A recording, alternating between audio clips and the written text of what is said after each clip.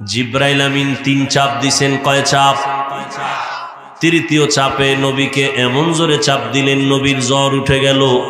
বুখারী শরীফে নবী বলেন, বুখারীর ইবারত, আমার উপরে মরণের কষ্ট শুরু হয়ে গেল, এত পরিমাণ আমার জ্বর, আমি গুহা থেকে বের হইয়া একটানে আমি খাদিজার ঘরে গেলাম। খাদিজারে গিয়া ডাক দিলাম, জাম্মিলুনি জাম্মিলুনি জাম্মিলুনি, আমারে কম্বল দিয়া আবৃত করো, আমার এই অবস্থা জ্বর। আমারে খাদিজা কম্বল দিয়া ধরে ফেললো, আমি কম্বল দিয়াও কাঁপতেছি, আমার শরীরের জ্বর কমে না। খাদিজার কাছে ঘটনা খুলে বললাম। খাদিজা ডাক দিয়া কয়, রহমতের নবী, কোনো টেনশন করবেন না, আপনার উপরে ঈমানের সার্টিফিকেট চলে আসছে, নবুয়তের দলিল নিয়ে আসছেন, আমার আল্লাহ দিছেন কোরআন। আপনি মনে মনে কষ্ট পাইতেছেন মনে হয়, খাদিজা বুঝি আপনার কথা মানবে না। ইতিহাস সাক্ষী হয়ে থাক, আপনার হাতে প্রথম কোরআনের দাওয়াত আর ঈমানের কালেমা আমি খাদিজা কবুল করে নিলাম। কিয়ামতের ময়দানে আল্লাহ যদি কোটি কোটি কোটি মানুষের সামনে বলেন, আমার রহমতের মায়ার নবীর হাতে প্রথম কালেমার হাতটাকে লাগাইছো, দাঁড়াও, আমি তাকে পুরস্কার দিব। হাসরের ময়দানে একজন পুরুষও দাঁড়াবার ক্ষমতা পাবে না, একজন নারী দাঁড়ায় বলবে, রহমতের নবীর হাতের প্রথম মুসলমান আমি খাদিজা। কোন বেঈমানের গোষ্ঠী বলে নারীর সম্মান ইসলাম দেয়নি? যারা বলে এদের মতো নিকৃষ্ট বেঈমান মুনাফিক আর কেউ নাই। আল্লাহ যদি কিয়ামতের ময়দানে জিজ্ঞাসা করে, আমার দ্বীন জিন্দা রাখার জন্য, আমার মদিনাওয়ালার কালেমা পতাকা উড্ডীন করার জন্য কে ময়দানে আগে রক্ত দিয়েছো, দাঁড়াও, আমি তাকে আজকে পুরস্কার দিব।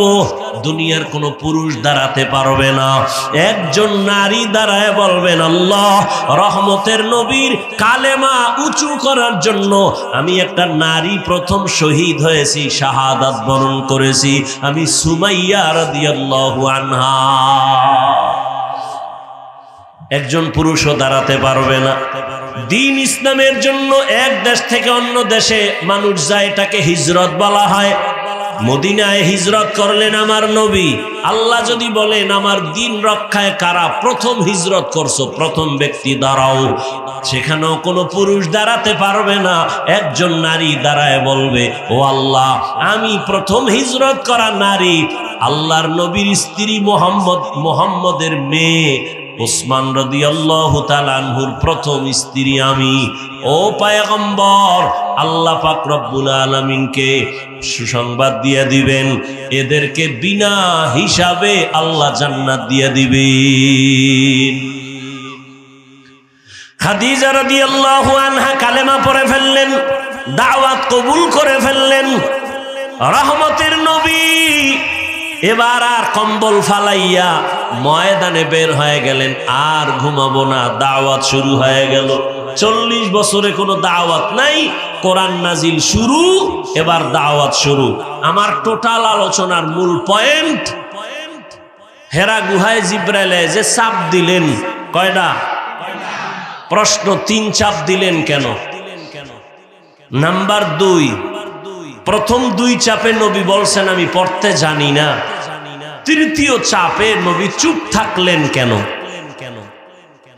এই একটা পয়েন্ট বলেই আমি শেষ করব। প্রথম 2 চাপে নবী বললেন পড়তে জানি না। দ্বিতীয় চাপ, তৃতীয় চাপে নবী চুপ থাকলেন কেন? চুপ থাকার এক জবাব হলো, তৃতীয় চাপে চুপ থাকার এক জবাব হলো, জিব্রাইল একটা রেশমি রুমালে আয়াতগুলো লেখা আরশে আজিম থেকে আসছেন, নবীকে দেখাইছেন, ইকরা। তো নবী তো উম্মি, নবী তো পড়তে জানেন না। যেমন হুদাইবিয়ার সন্ধি যখন হয় কাফেরের সাথে, কমপ্লিট লেখছে হযরত আলী সন্ধিনামা, তো লেখছে মুহাম্মাদুর রাসূলুল্লাহ এই কথা লেখছে। এখন কাফেরা রাখা এ রসুল লেখা যাবে না, রসুল যদি লেখো তা তো রসুল হইয়েই গেল, তাই আমার সন্ধি থাকে কি? আমরা তো মোহাম্মদকে মানি, ওরে রসুল মানি না। কাটো। ওমর এখানে বাবা গরম, নবী গায়ে ওমর থামো, খবরদার। শেষ পর্যন্ত নবী বলেন আলী, ওদের সাথে আর তর্কে যাওয়া যাবে না। এই আলী, তুমি যেখানে রসুল শব্দটা লেখছো এটা তুমি কেটে দাও। কে বলছেন? এই কথা বলেন না কেন? কে বলছেন? নবীজি। কার কাছে বলছেন? আলীর কাছে। রসুল শব্দ কেটে দাও। আলী কয় আপনি কি রসুল না? অবশ্যই রসুল। তা আমি পারবো না। নবী বলে তা কাগজটা আমারে দাও, চুক্তিনামাটা। নবী কাগজ আনছে, নবী তো পড়তে জানেন না। এই রসুল লেখছো কই? আঙ্গুল দিয়ে ধইরা দেখা। তো হযরত আলী চুক্তিনামাটা নবীর হাতে দিছেন। এবার লাইনে ধরা, এই যে লেখা রসুল। নবী আঙ্গুল মোবারক দিয়ে একটা টান দিছেন, লেখা মুছে গেছে। নবী হলেন উম্মি, পড়তে জানেন না। তো জিব্রাইল রেশমি কাপড় ধইরা কয় ইকরা, পড়েন। তো নবী বলেন মা নবী কারিন, আমি পড়তে জানি না। আবার বললেন ইকরা, নবী বলেন আমি পড়তে জানি না।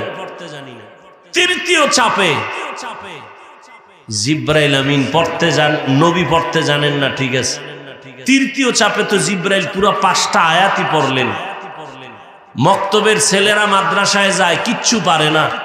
তা আমরা বসায় বলি কও রব্বি জিদনি ইলমা, কয়নি?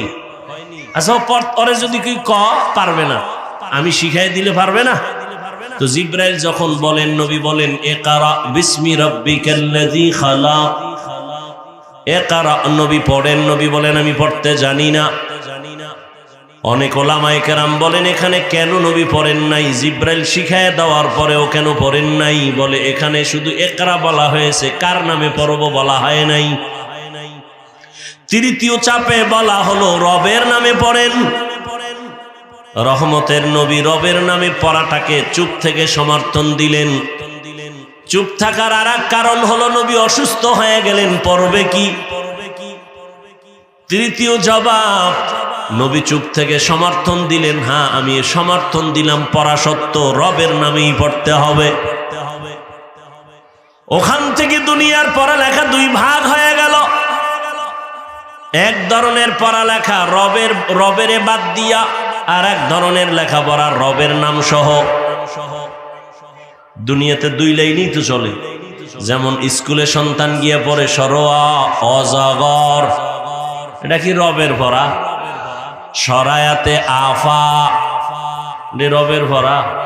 মাদ্রাসায় যখন যাবে ও গিয়া ওই অক্ষরে পড়বে সরয় ওজু, কি ও গিয়া পড়বে সরায়া আল্লাহ।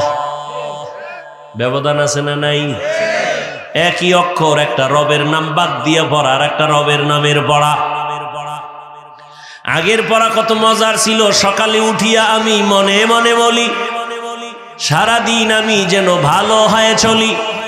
এরপরে কি? আদেশ করেন যাহা মোর গুরুজনে, আমি যেন সেই কাজ করি ভালো মনে।